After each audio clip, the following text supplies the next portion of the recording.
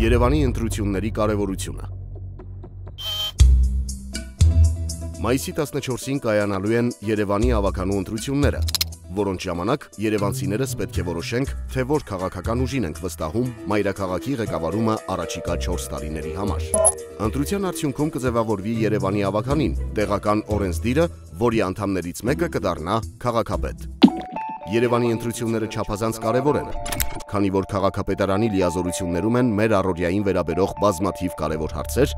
ինչպիսիք են դպրոցները, մանկապարտեզները, պոլիկլինիկաները, ճանապարհները, ավտոկայանատեղիները, խցանումները, տրանսպորտը, աղբահանությունը, ձնամաքրումը, քաղաքաշինությունը, գերեզմանատները եւ այլ հարցեր։ Այս բոլոր հարցերի լուծման համար Երևանը ունի շուրջ 85 միլիարդ դրամի բյուջե։ Մայիսի 14-ի ընտրությունների արդյունքներից կախված է Երևանում հասարակական տրանսպորտի արագությունը, հարմարությունը, որակը եւ գինը, խաչմերուկների եւ ճանապարհային հանգույցների կահավորումն ու խցանումների քանակը, ձնամաքրման օպերատիվությունը, արագությունն ու ծավալները, պատմաճարտարապետական հուշարձանների պահպանումը եւ զբոսաշրջիկների համար գրավչության ապահովումը,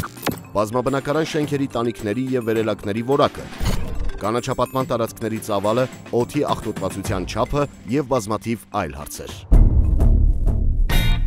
Ընտրական տեղամասերում երևանցիներս պետք է քվեարկենք այն կուսակցությանը կամ դաշինքին, որը լավագույնս կլուծի մայրաքաղաքի առջև ծառացած այս եւ այլ խնդիրները։ Ընտրելու ենք այն քաղաքական ուժին,